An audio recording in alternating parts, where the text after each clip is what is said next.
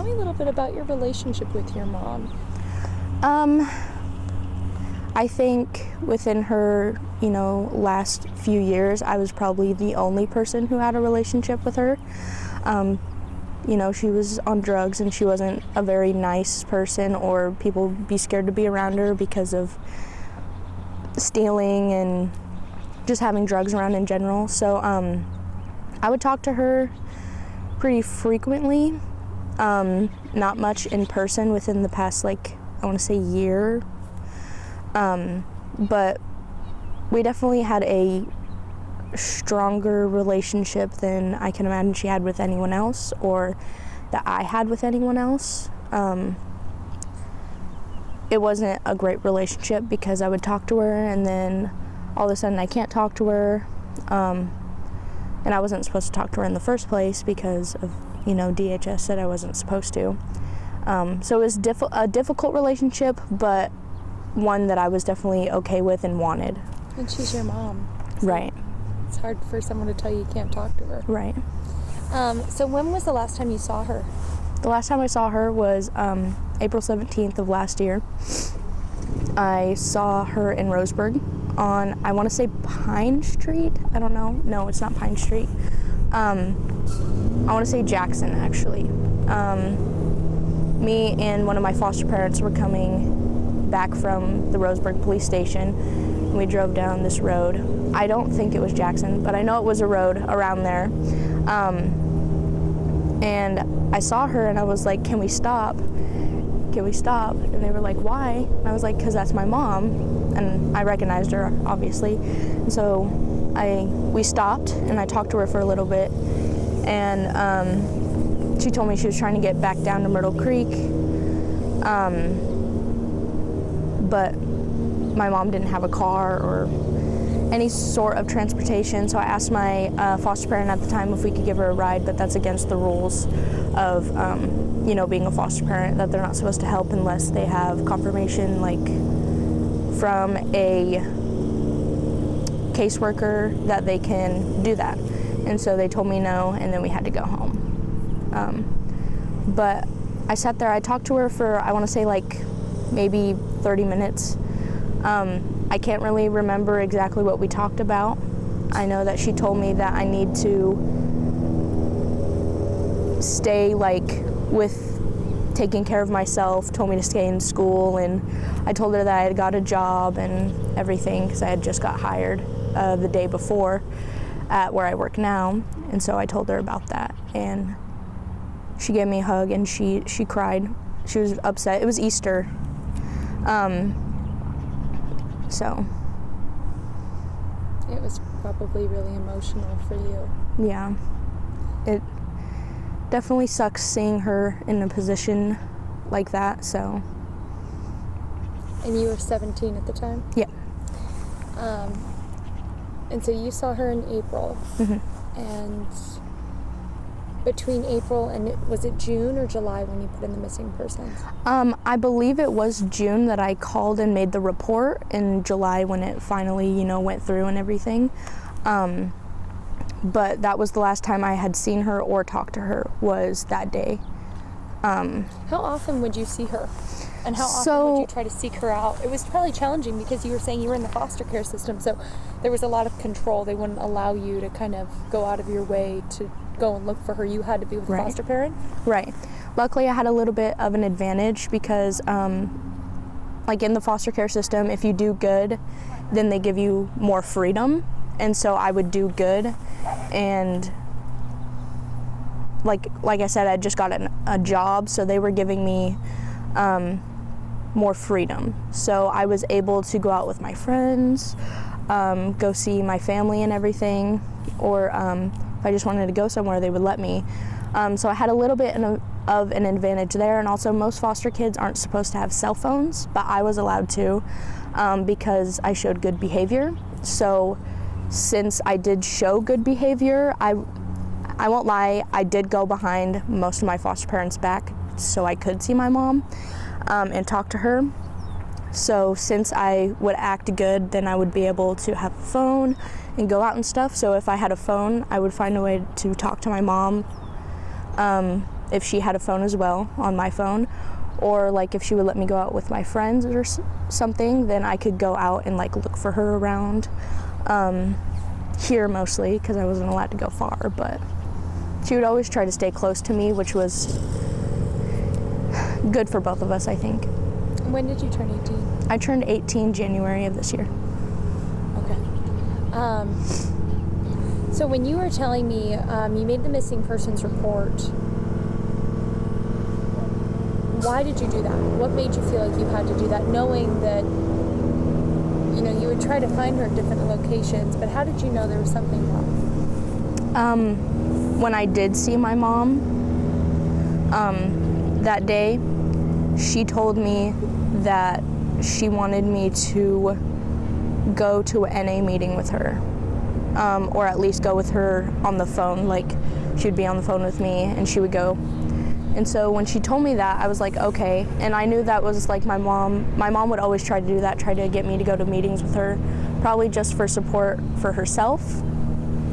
So she told me that she was gonna call me, and that we would go to this meeting together, and she never did. And she also kind of like would say like weird things. Like when I was there with her, she would say some things that were weird, almost as if she knew something was gonna happen. But I don't know if that was like a normal thing, because she would say really weird things a lot of the times. So and also it was just more of like a feeling. Like, I just know that something's wrong, because we were talking also, before that, we were talking almost every day. And you did that with the cell phone? Mm-hmm. Yeah, she would talk to me, ask me about school, at least every day. Even if we didn't talk much that day, she would at least text me. And after that day, I had not heard anything. After when you saw her on Easter? Yeah. So do you think something happened then? I don't know. I'm not sure.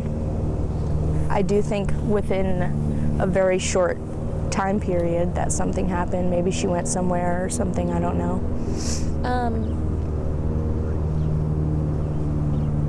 So between Easter and June, when you made that report, you said something just didn't feel right. She stopped talking to you and you knew something was wrong. Mm-hmm. Did she have friends that she would frequent with? Was there something that she said that day that made you think that you might know what could have happened to her, or who she might have been with, or anything like that? No, I don't. I know she would have friends, but they weren't around at the time. I hadn't heard anything from them. So I don't know necessarily, anyone specific. I know that maybe like if someone offered to help her in some way, and like maybe that wasn't their intention, that something could have happened with that, because when you're homeless and you haven't eaten for days and someone offers like, hey, I'll take you here and buy you food or something, obviously someone's going to do that. They need help. And most people will think, well, what's the worst that can happen? If I don't do this, I'm going to starve to death, So I don't know, maybe that's something that happened. I also did think it was a little weird when I saw her, because she gave me a bracelet, which wasn't something that she would usually do. She wouldn't usually give me just one thing. Sometimes she would give me clothes, but that's when we would talk for like long periods of time, and she would have me go out and pick clothes and help me buy them and everything, when she did have the money for it. And so, but she just gave me this one bracelet, and she didn't say anything about it. She made me put it on, and then we left. So it was just like this one bracelet. I still have it. It's not the one you're wearing? No. I don't want to wear it. I don't want to lose it. But yeah, it was just one bracelet, which I thought was weird. So when you went and you put in that missing persons alert, or missing persons report, had you been searching at different areas where you used to meet up with her, you were saying? I would always be on the lookout, like when I would go to work, or like when my foster parents would have to go shopping or anything, we would go anywhere. I'd always be looking. I know one time I came here and looked around a little bit for her.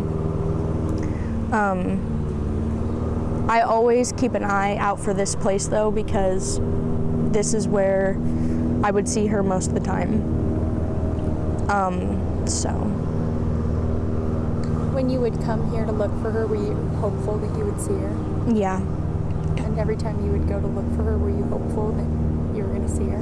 Yeah. I mean, there was a few times I would even believe that I did, and it was just some random person. I'd be like, "Hey, are you?" And they're like, "What are you doing?" And I was like, "Sorry." But I would think that I would see her, but I think it was just my hopes being built up. So from the last time you saw her and spoke with her to the time you put that report in, how were you feeling? Were you getting more and more fearful that something was going wrong? I tried to keep hope, but yeah, I mean, as the time would pass, it would just kind of be like, wow, I'm not gonna find her, or maybe something happened.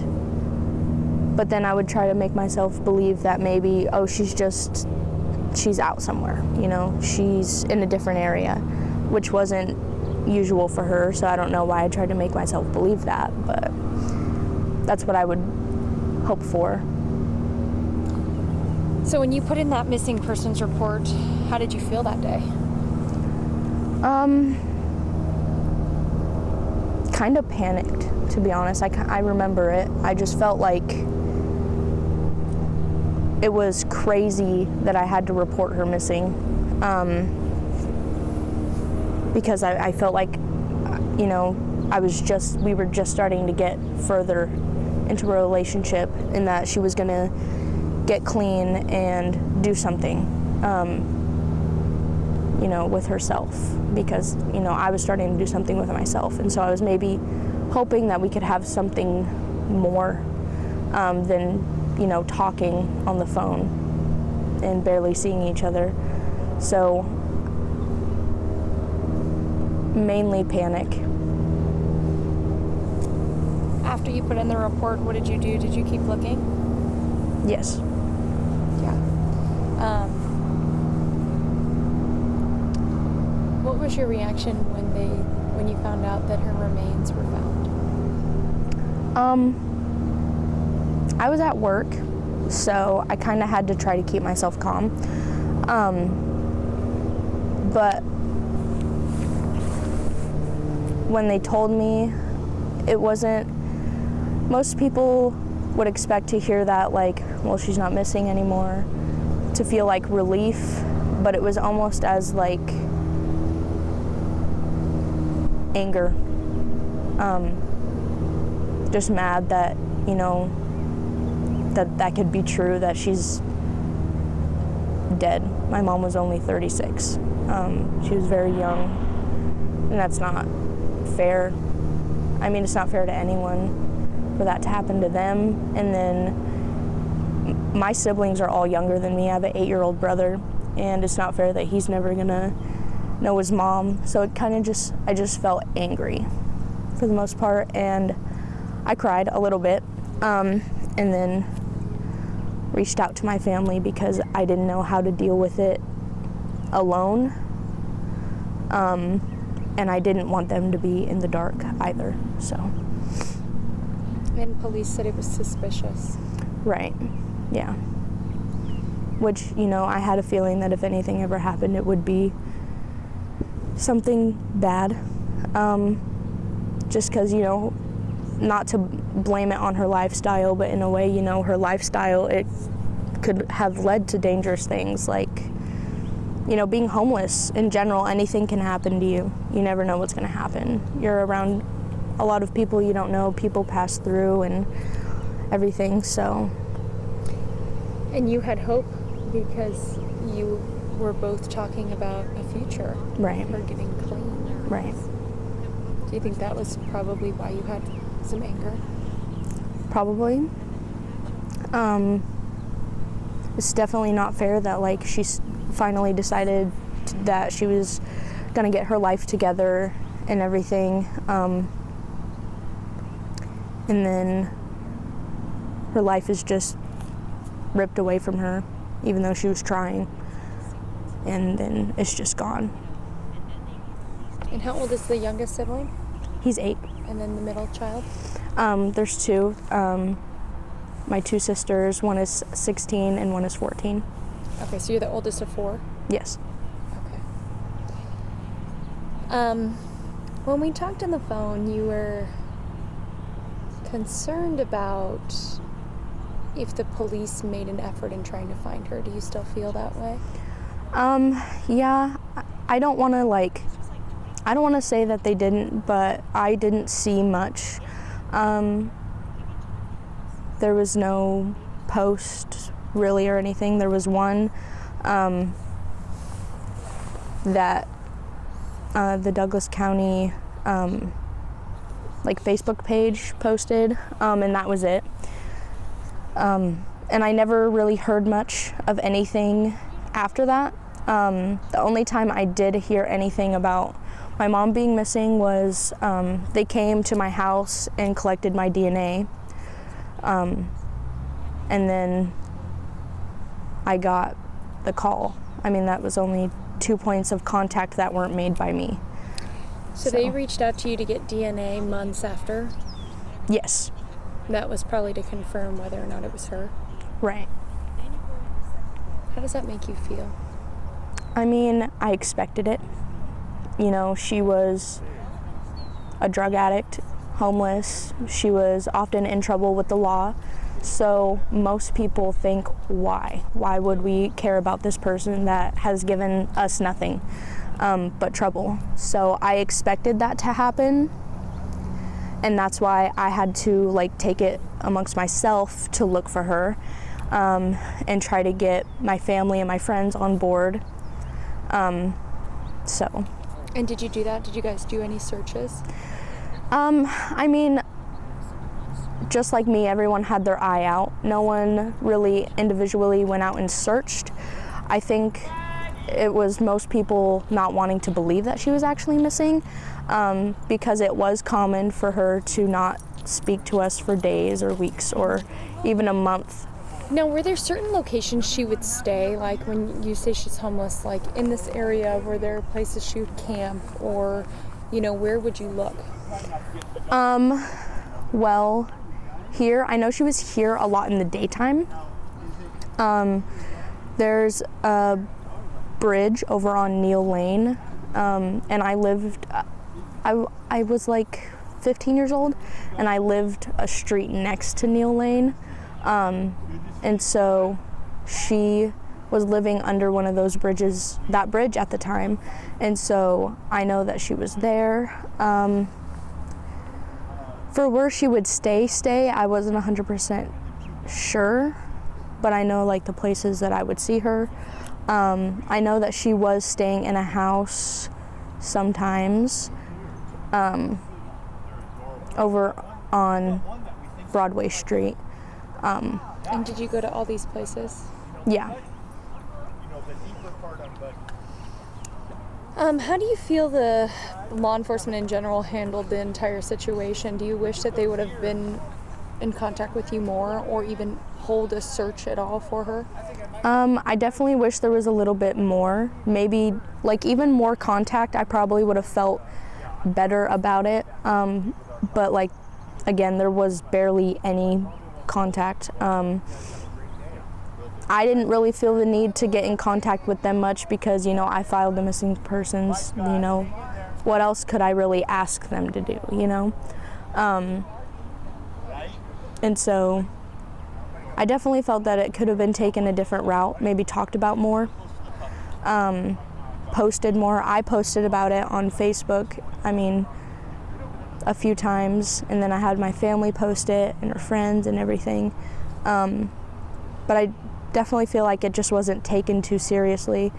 And in a way I can understand why, but also I am her daughter and I felt concerned, and if anyone knows her, it's gonna be me, And so if I wish that they would have been like, oh, well, her 17-year-old daughter is concerned.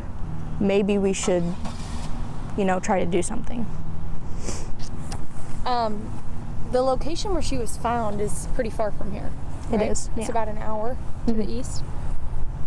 Did she ever go there, or how do you think she ended up there? I don't know.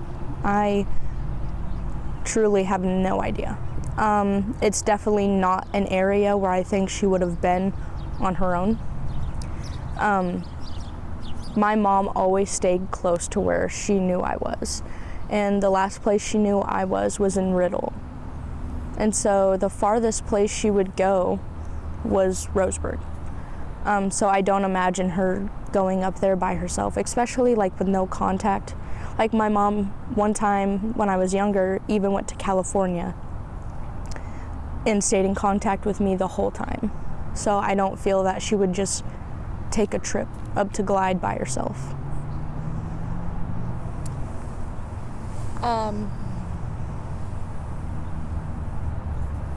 And she wanted to stay close because her goal all along was to be clean and be with her kids. Right. Let's kind of talk about who your mom was. How would you describe her? Aside from being homeless, aside from the drug addiction, what was she like as a mom? As a mom, she definitely tried a lot. It took me a long time to realize that because I thought she was just trying to be mean. But,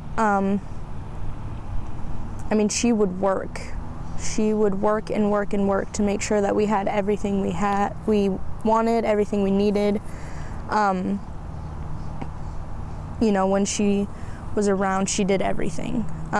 Even when we didn't live with her, she would still try to do everything to make sure we had everything we wanted and needed. I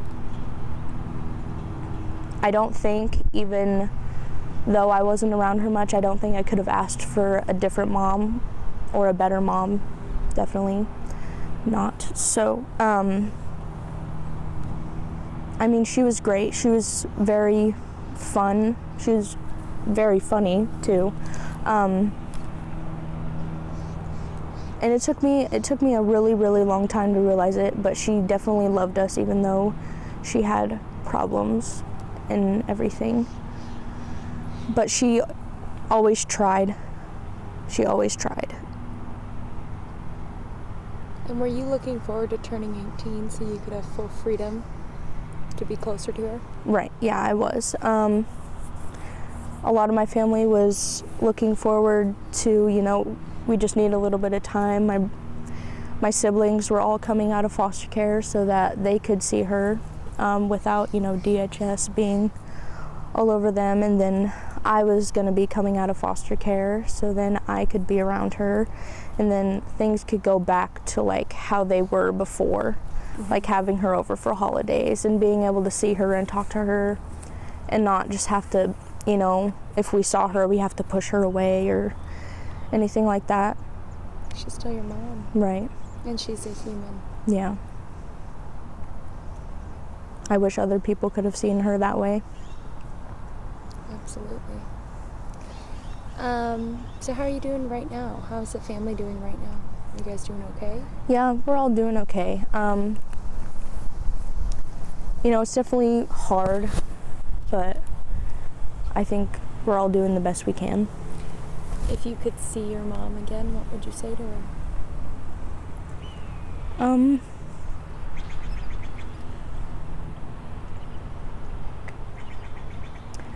I would just tell her that I love her. And that I wish things could have been different. And that I wish I could have had a better relationship with her. And that I'm sorry that I've been so mean to her because of the things that she's done, the mistakes that she's made, and that I understand why she made them now. And what are your plans going forward in the future? Kind of just live life, continue working.